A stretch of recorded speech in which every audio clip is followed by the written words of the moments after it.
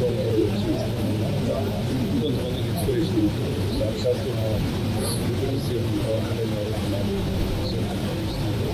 ఆయన వచ్చారు. అనేకంగా ఎమ్మెల్సీలో కూడా వచ్చారు. సాటిస్ఫాక్షన్ జనాన్ని వాళ్ళందరూ సచివాలయ ఉద్యోగులుగా కార్యకర్తలు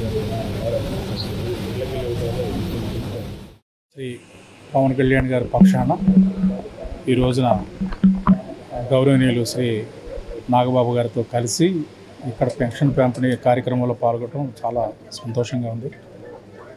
పెన్షన్లు అందజేస్తున్నప్పుడు ఆ సీనియర్ సిటిజన్స్ మొక్కల్లో కనబడుతున్న ఆనందం చాలా సంతోషాన్ని ఇచ్చింది.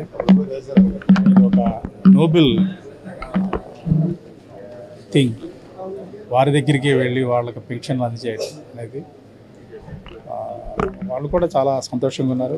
అంతకుముందు ఏదైతే దుష్ప్రచారం జరిగిందో, ఎన్డీఏ ప్రభుత్వం వస్తే సంక్షేమ పథకాలు ఆగిపోతాయి, పెన్షన్లు ఆగిపోతాయి, తగ్గిచ్చేస్తారు అని ఇటువంటి దుష్ప్రచారం ఏదైతే చేశారో అదంతా ఇప్పుడు పటాపంచలైంది.